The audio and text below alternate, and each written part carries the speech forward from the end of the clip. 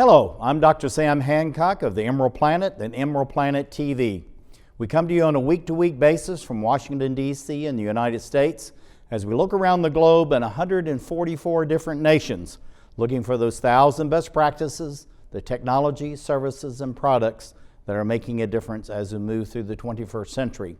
And as we have a planet of 9 billion people by 2038 and possibly 12 to 13 billion by the end of this century, how are we going to be able to take care of all these people on planet Earth? And that's what Emerald Planet's all about. We come to you looking at the solutions, the best practices from around the globe as we create the Emerald Planet. Hello, welcome to the Emerald Planet. We're making a difference as we move through the 21st century. And seeing the long-term impacts of climate change.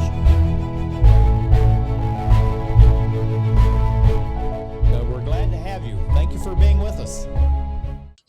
Looking at the world of Rotary, Rotary International is the true honest broker as far as the environment is concerned and many other topics and issues going on around the globe today. And we're going to be talking about the Rotary Climate Action Teams, RCATs, which are very new to the world of Rotary.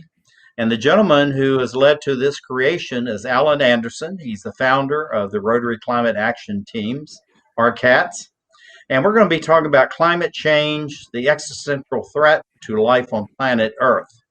Alan, welcome to the Emerald Planet TV. Thank you. Very glad to be here. We're certainly glad to have you, and thank you for your years of service and the hard work to create the RCATs. Tell us a little bit about what are the RCATs? Well, briefly, they're a Rotary club level subcommittee, if you will, that gather Rotarians together who are interested in working specifically on climate issues. And we try to educate our club members, do local projects that are related to climate, and do outreach to other clubs, encouraging them to do the same. Why is Rotary International, I'm going to leave the logos up here for just a minute, why is Rotary International so important to the issue of climate change, but also environmental quality?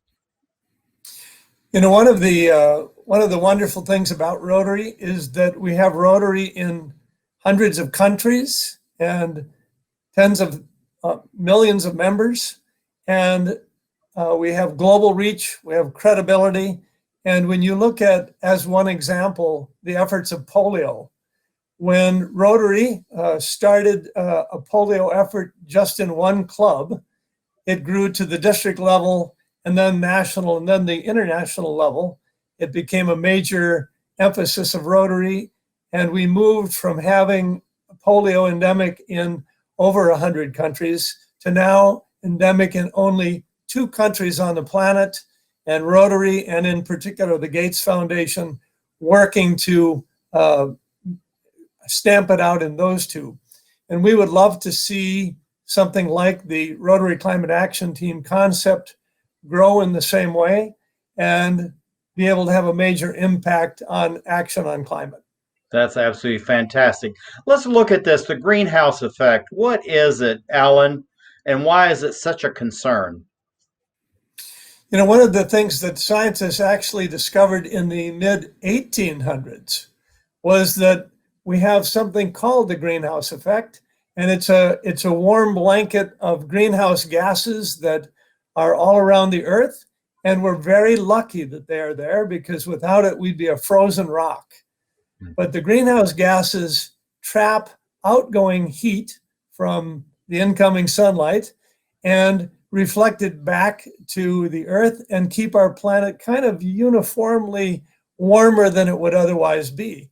And so that's a good thing. But now as we dig up and burn ancient fossil fuels, we're adding so much more carbon dioxide to the greenhouse layer that the lower atmosphere is heating up faster than at any time that paleoclimatologists have ever seen. Yeah, it's just amazing.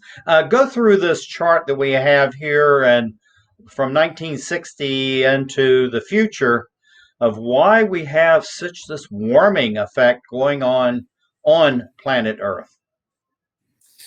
We have, again, climate scientists have done research going back into the distant past.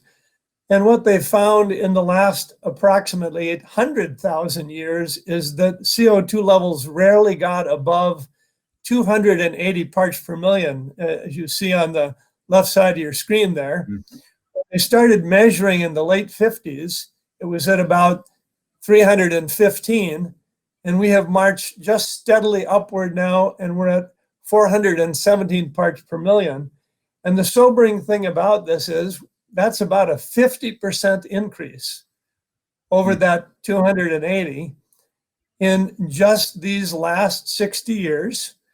And that's the fastest rise that they've ever seen. And the last time we were at 417 was about 3 million years ago. And they estimate that sea levels were 60 feet higher and temperatures much warmer, a place we don't want to go. Yeah, and because if it goes there, then most of us will not be around anyway to see the after effects of that. Looking at these hottest years, it seems like we're in the middle of all this right now. Indeed, it's going back into the climate record, even over the last 10,000 years since the end of the last ice age. We are now at the hottest temperatures globally that we've seen. And this is the 10 hottest years. And actually, the last 5 years have been the hottest years ever recorded on the planet. I tell you, that really takes your breath away, realizing of what we're doing to ourselves as human beings. And of course, we just have to surmise, and science proves it, that we are having a very dramatic negative impact on the environment. Looking at the atmospheric stabilization, what does this mean to us as humans? And why do we really need to pay attention to this? Well, one of the things that is true in the simplest terms is the more CO2 we add to the atmosphere, the hotter it's going to get. And we're already melting the ice almost everywhere with just the modest temperature rise we have seen. And so scientists are projecting, what do we need to do to bring CO2 levels in the atmosphere down? And these are actually carbon emissions each year in billions of metric tons. And so we're currently emitting, 6 billion, say, metric tons annually. And the different pathways that they show us here are different paths that we could take. And the thick orange line is business as usual. If we just keep doing what we're doing, not only are we going to keep adding CO2, but we're going to add at even a greater rate. And then the other pathways are if we at some point realize that we have to bring these emissions way down by burning less fossil fuels. And the bottom line, the bottom yellow line, the 350 parts per million ceiling, that's what would be required of us to bring emissions actually below zero. And how do you do that? I'll mention that in a moment. But that would be a pathway that we really need to strive for to keep a livable planet for future generations. And I think that's what you're doing as far as the RCATs, and you're really going towards the ideal, understanding we may be in the middle, but business as usual is just untenable, correct? Completely untenable. Okay. Looking at this is what we're seeing more and more around the globe. I get daily reports from the World Health Organization, United Nations Development Program, the World Bank, the International Monetary Fund, many organizations. And they're saying that the impact on agriculture and food supply is becoming actually drastic around the globe. And so what we're seeing here, I think, Alan, you're saying this is really almost becoming some of the norm, and maybe what will be the norm in the future if we really don't change and go towards that ideal. Is that correct? That's correct. And one of the I guess ironic things about climate change is places that are typically dry, like our Great Plains, and other places that are typically wetter, like the Southeast. Dry places are going to get even drier, and wet places are going to get even wetter. So in the case of the Southeast, their problem is not drought, it's going to be torrential rains and flooding like they have not seen before. And the West will probably have more and more drought. Yeah, which means more and more wildfires and catastrophic loss that way, where flooding is equally catastrophic, but you're losing everything when you're at that. Looking at Rotary International, quickly, Alan, go through the 6 program areas we've had before, and then of course we had the big bright green shiny one at the bottom, which is this new Rotary focus. For many years, the Rotary International Executive Board and trustees have had 6 major experience areas, focus areas: promoting peace, fighting disease, providing clean water, helping mother and child health, literacy and education, and economic development. And one of the things that we've noticed is that every one of these can go backward if we don't address climate change.